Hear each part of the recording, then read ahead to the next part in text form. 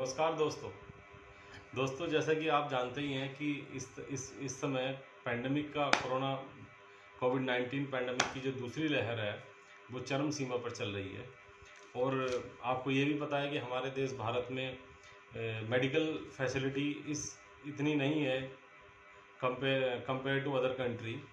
तो इस दौरान हमें बहुत चीज़ों को ध्यान में रखकर अपना ट्रीटमेंट हम अपने घर में भी कर सकते हैं।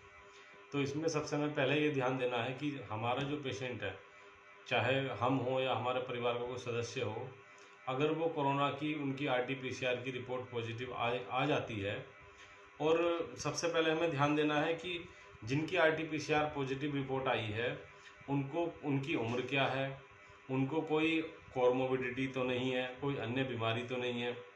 तो इन सब चीज़ों का ध्यान रखना है। मान लीजिए उनको कोई बीमारी नहीं है और उनकी उम्र जो है वो 40 साल से कम की उम्र है और उनको कभी कोई बीमारी हिस्ट्री में नहीं रही है, तो घबराने की बिल्कुल भी आवश्यकता नहीं है।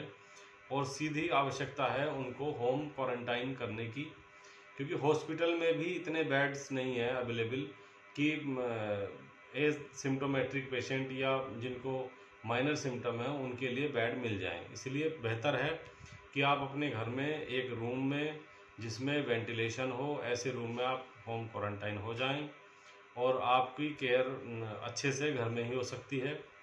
और एक ये बात तो थी हमारी जब हमें कोई कोमोर्बिडिटी नहीं है।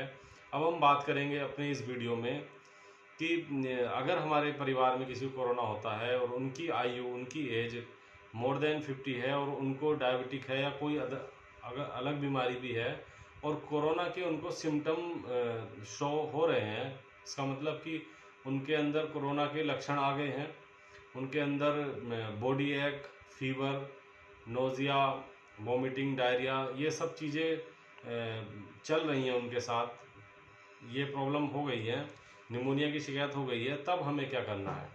तब सबसे अच्छा तो यही है कि हमें पास के किसी गवर्नमेंट हॉस्पिटल या प्राइवेट हॉस्पिटल में कोरोना की फैसिलिटी मिल जाती है तो अच्छी बात है।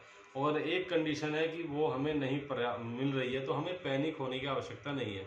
ये वीडियो मैंने स्पेशल उन्हीं लोगों के लिए बनाई है जो कोरोना में अगर उनको बेड नहीं मिल रहा है और वो पैनिक हो गए हैं, जिनसे उनके घर में अफरा तफरी का माहौल है, वो परेशान हो गए हैं और ये सिचुएशन हो गई है, रोने लगे हैं परिवार के सदस्य कि क्या करें, कोरोना हो गया है, जान बचेगी नहीं हमारी। तो निगेटिविटी की तरफ हमें नहीं जाना, हमें पॉजिटिव सोच रखनी है। हम बिना अस्पताल के अपने घर में भी, हम सब पढ़े लिखे समाज में रहते हैं, हम सब एजुकेटेड लोग हैं, तो आज हमारा देश बहुत आगे बढ़ चुका है, तो हमें डरने की आवश्यकता नहीं है। और कुछ चीज़ों को ध्यान में रखना है, जो गवर्नमेंट का ICMR का प्रोटोकॉल है उसको हमें फॉलो करना है। तो मैं बिंदु बाई बिंदु जो है, बिंदुवत में कुछ चीज़ें बताता चलूँगा जिनको आप ध्यान रखेंगे।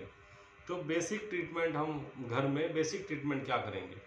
सबसे पहले है कि क्या बेसिक आवश्यकताएं हैं जो हमारे घर में उस रूम में अवेलेबल होनी चाहिए जहां हमारा कोरोना का पेशेंट रहेगा। तो सबसे पहला आता है थर्मामीटर, उसके बाद हमारा आता है स्टीमर और पल्स ऑक्सीमीटर, जो हमारी बहुत ज़रूरी चीज़ होती जा रही है। और छोटा अगर ऑक्सीजन सिलेंडर मिलता है तो बहुत अच्छी बात है, नहीं भी है तो हम उसके भी लिए मैं एक आपको कुछ बताऊंगा जो जिससे ऑक्सीजन लेवल हमारा बढ़ सकता है। और हमारा जो रूम है वो हवादार होना चाहिए, उसमें एग्जॉस्ट फैन लगा हो, उसमें हमेशा फ़ैन जो है मीडियम मोड पे चलता रहे, इन्वर्टर फैसिलिटी हो और हवादार रहे रूम।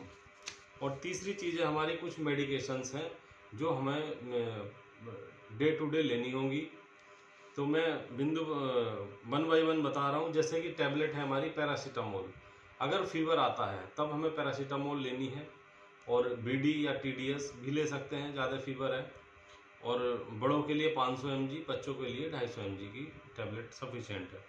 फिर कैप्सूल डॉक्सीसाइक्लिन का जो दिया जा रहा है सुबह शाम, और टैबलेट जो है विटामिन C और जिंक के साथ जो टैबलेट है वो सुबह शाम चलेगी आपकी टैबलेट नियम से।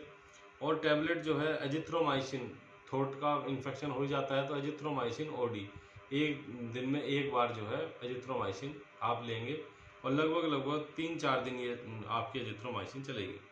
और आइवरमेक्टिन जो एक टैबलेट है वो 3 दिन आपको खानी है, एक गोली एक दिन में आइवरमेक्टिन। इससे क्या होता है, ये वॉर्म जो पेट की जो समस्या हो जाती है, वॉर्म को कोई भी होता है तो उसको किल कर देता है आइवरमेक्टिन का फंक्शन। और विटामिन डी आप लेंगे वीकली, एक सप्ताह में एक सैचेट जो है कैल्सिफेरॉल विटामिन डी करके आता है, वो आपको लेना है। और उसके बाद आपको मल्टीविटामिन जो है सुबह शाम लेना है। मल्टीविटामिन कोई भी कैप्सूल वगैरह ले सकते हैं। तो ये तो हमारा मेडिकेशन है। उसके बाद हमने बात की थी ऑक्सीजन की। अगर ऑक्सीजन लेने में तकलीफ हो रही है या ऑक्सीजन कमी महसूस हो रही है तो सबसे पहले तो स्टीमर हम सुबह दोपहर शाम स्टीमर लेते रहेंगे, ताकि हमारी नाक जो है बंद ना हो।